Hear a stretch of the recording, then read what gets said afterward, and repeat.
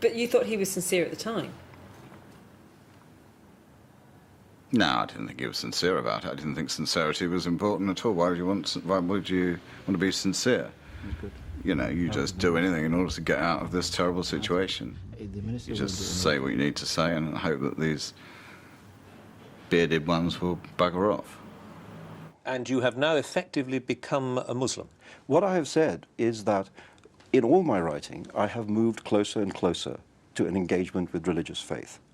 And I have no quarrel with the central tenets of Islam, which is the oneness of God and the validity of the prophecy of the Prophet Muhammad. So you're actually a believer? I am able to accept the central principle of Islam. I mean, as I've been saying, I'm by no means a perfect believer. I still have great respect for and admire the secular humanist tradition in which I was brought up. But about the central plank of Islam, the thing that you have to say to be a Muslim, with that I have no dissent. So that effectively you are a Muslim? So that effectively, yes, I would now be prepared to say that. I remember him coming round to the house and me saying to him, do you want a moment to go and pray? And I don't think he found that funny at all. I don't blame him, actually. This was not the Salman that we knew speaking. It was a person under great difficulty, a person in a kind of breakdown. Rushdie's conversion was dismissed by Iran's new religious leader, who immediately renewed the fatwa. Express your point of view on Sunrise Radio. Right, on the phone to me is Mr. Salman Rushdie, the author of the Satanic verses. From his hiding place, Rushdie appealed directly to Muslim listeners on the Asian radio station Sunrise. To say that a man is driven mad by his loss of faith and is destroyed by it doesn't seem to me to be an attack on the faith. It seems to me, quite the contrary, to be a moral fable. If you really expect any Muslim to believe your conversion to Islam, then you have to do all that is in your power to obliterate the book and not carry on to defend it as a text that was misunderstood. Frankly, we just don't buy it. No, I'm not. Rushdie had failed to convince his critics and divided his supporters. It was more than irritating, it was devastating. I mean, apart from anything else, I mean, I, looked incredibly stupid, I didn't really know what was going on. And, having to defend him as well.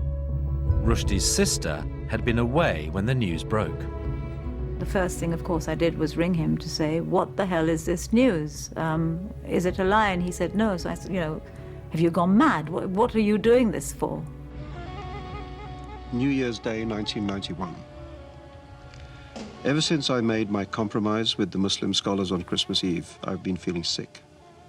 Sick at heart and in my stomach. This isn't me. It isn't me. I speak to my sister. She says, what have you done? Have you gone mad? One of the mullahs I met with is on TV vilifying homosexuals. One of the scholars I met with has written an article saying it's okay to slap your wife if she is disobedient. What have I done, indeed? I repeat my reasons over and over. I wanted ordinary Muslims to know I wasn't their enemy. I wanted to argue the need for a better, more open, less repressive Muslim society, and thought I could do it better from inside the room. It all sounds like nonsense. It sounds like self-justification. This is the worst moment of my life. Sometime later, Rushdie announced his flirtation with Islam was over.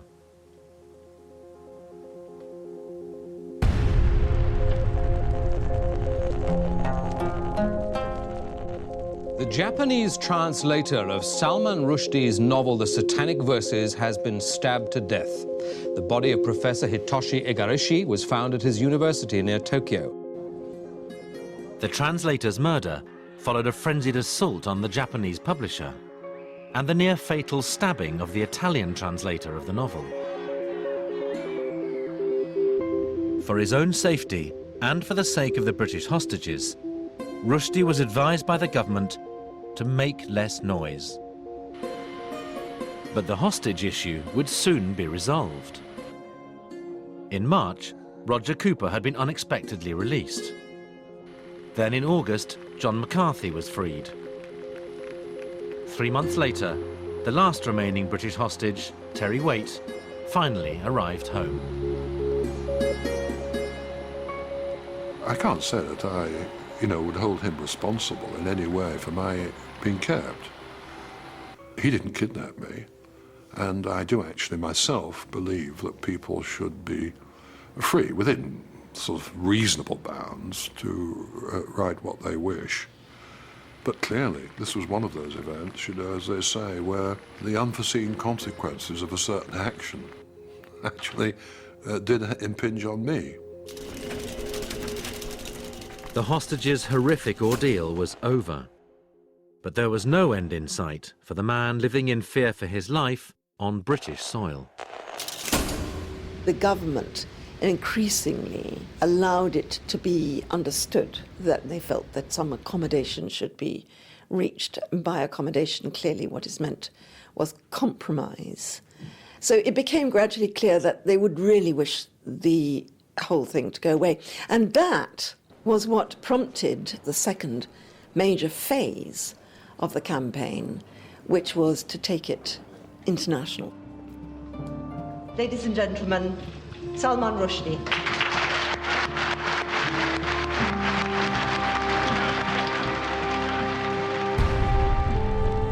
With the ever-present security by his side, Rushdie would frequently emerge from hiding to press his case in the centres of power. But the high-profile trips sparked renewed threats on his life, and there were other attacks.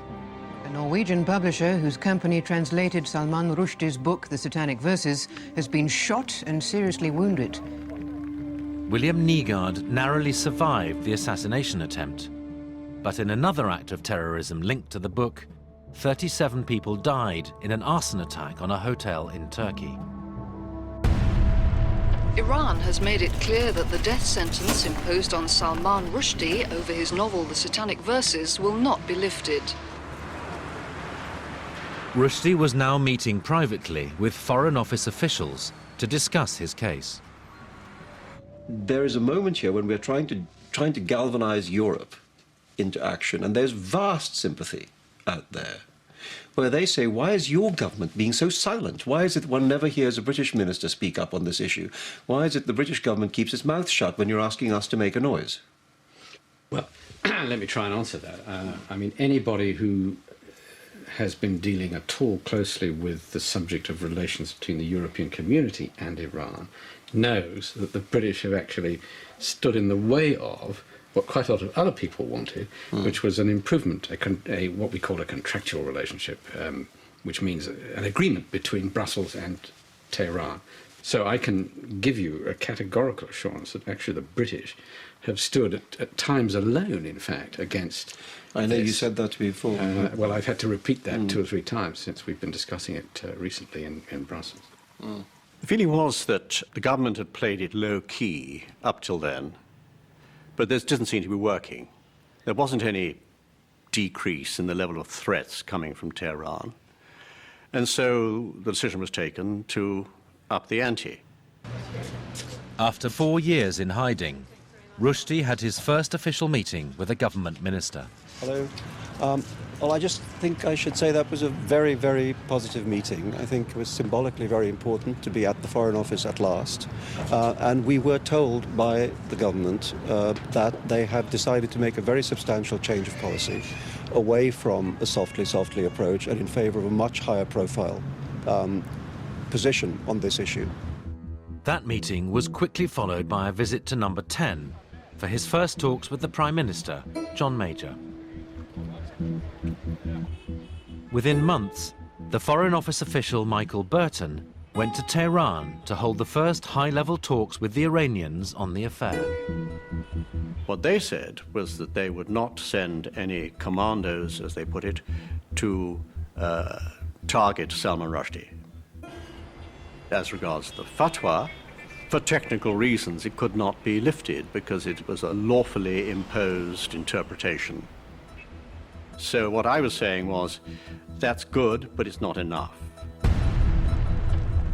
It would take another 4 years of campaigning and a change of government both in London and Tehran before the deadlock would be broken.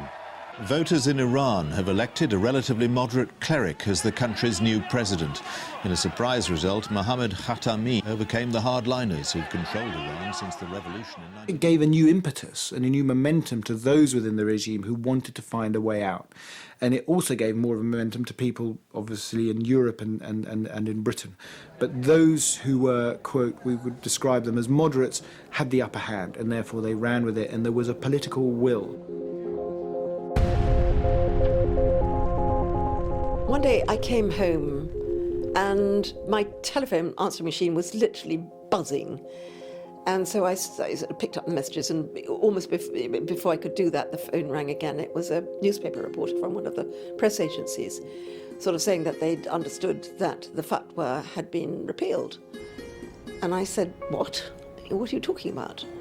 And they said, yes, it happened in New York, just 20 minutes ago or whatever it was.